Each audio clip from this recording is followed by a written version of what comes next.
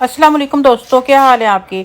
उम्मीद करती हूँ कि आप सब ठीक होंगे। और आज हमारी ये फर्स्ट टाइम इन्होंने आईब्रोज करवानी है, ठीक है। और ये ब्राइड हैं, ठीक है हमारी। तो आप इनकी आईब्रोज की ज़रा शेप देखें, बिल्कुल स्ट्रेट इनकी जो है वो शेप है।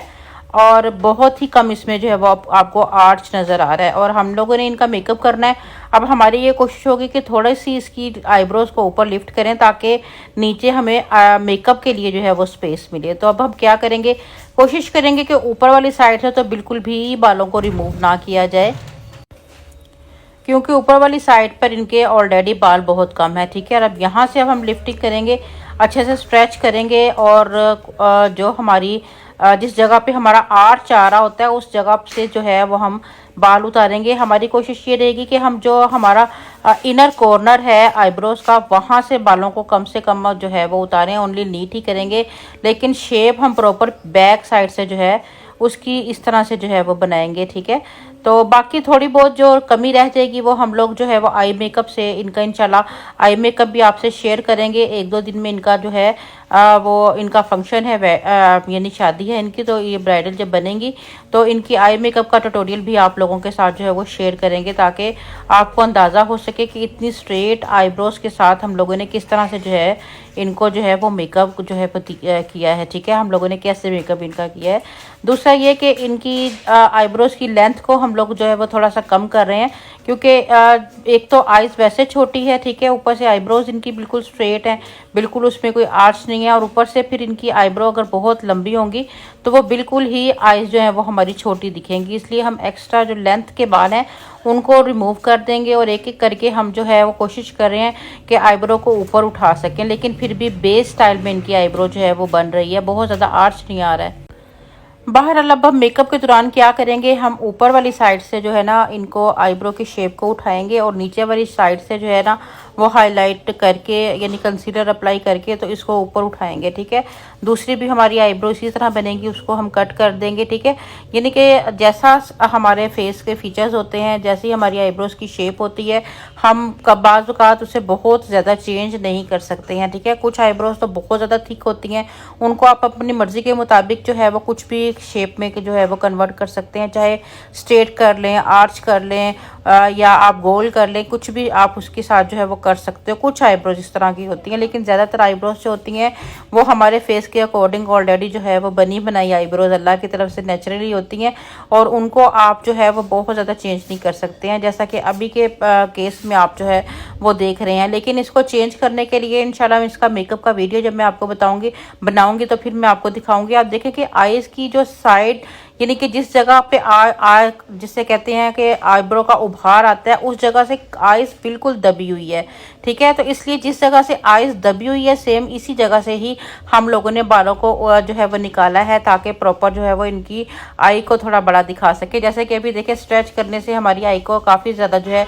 वो स्पेस मिल गया है। तो अब हम इसी तरह से जो है वो आईब्रो की जो है वो शेप कर रहे हैं, ठीक है। तो यही वजह होती है कि हमारे बिगिनर्स जो है वो कन्फ्यूज़ हो जाते हैं कि हम किस तरह से आईब्रो करें, किस तरह से आईब्रो करें, क्योंकि हर बार जो आईब्रो हमारे सामने होती है वो पहले से इतनी ज़्यादा डिफरेंट होती है कि कन्फ्यूजन हो जाती है, ठीक है। अभी भी कई दफ़ा ऐसा होता है कि बाज़ आईब्रोज जो हैं वो हमारे पास इस तरह की आती हैं और उनका हम लोगों ने ज़ाहिर ब्राइडल भी उनको बनाना होता है। तो हमारा पूरा वो एक सीन जहन में चल रहा होता है कि हमने इनकी आईब्रो इस तरह से करनी है, या हमारी डिस्कशन चल रही होती है कि जी इनकी आइज़ को किस तरह से हमने ज़्यादा से ज़्यादा जो है वो बहुत ज़्यादा लिफ्टिंग जो है वो करनी है, ठीक है।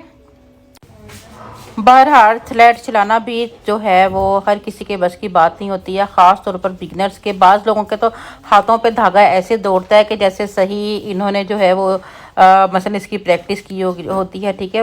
वक्त के साथ साथ जो है वो दौड़ना शुरू हो जाता है, और बाज़ लोग काफ़ी टाइम लगाने के बाद भी कंफ्यूज रहते हैं कि उन्हें धागा चलाना ही नहीं आता है, क्योंकि एक हमारी राइट साइड की होती है, एक बिल्कुल उसके अपोजिट लेफ़्ट साइड की होती है। तो उस सूरत में जो है वो धागे का रुख जो है वो चेंज हो जाता है।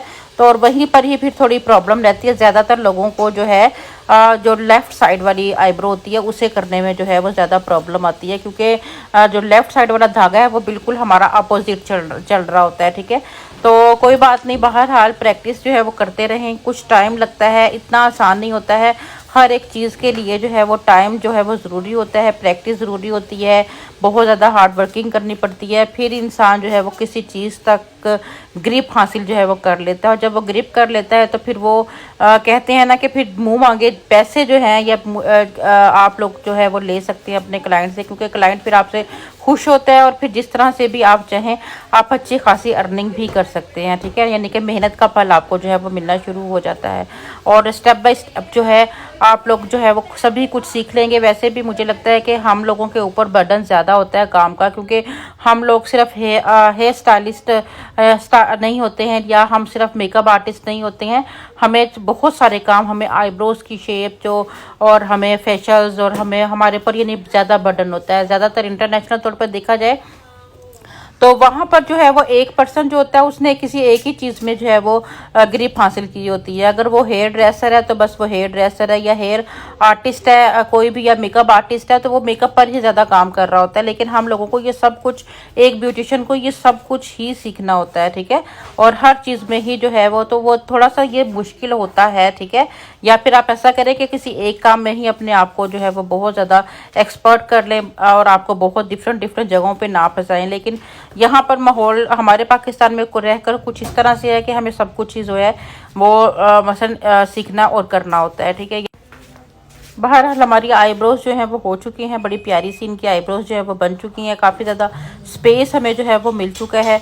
और थोड़े बहुत नीट अगर कहीं पे बाल हैं तो उसको हम जो है वो साफ़ कर देंगे अच्छी तरह से। और उसके बाद फिर जब आईब्रो पे हम थोड़ा थोड़ा यानी कि ऊपर वाली साइड पे थोड़ा कलर अप्लाई करेंगे, आईब्रो कलर, तो इंशाल्लाह ये काफ़ी ज़्यादा हमारी आईब्रो जो है वो उसकी एक उठी हुई शेप हमें जो है वो फील होना शुरू हो जाएगी। उम्मीद है आज का वीडियो भी आप लोगों के लिए बाकी वीडियोस की तरह इन्फॉर्मेटिव रहा होगा। वीडियो को आके शेयर किया करें, बड़ी मेहनत के साथ आप लोगों के लिए वीडियोस जो हैं वो बनाई जाती है और कोशिश की जाती है कि आपकी जो है जहाँ तक हो सके हेल्प जो है वो की जाए। इसलिए लाजमी अच्छे कमेंट किया करें, ठीक है। आपका अच्छा कमेंट जो है वो हमारी हौसला अफजाई करता है और हमें इस चीज़ की तसल्ली होती है कि हमें और आगे बढ़ना है और काम करना है। इजाज़त दीजिए, अल्लाह।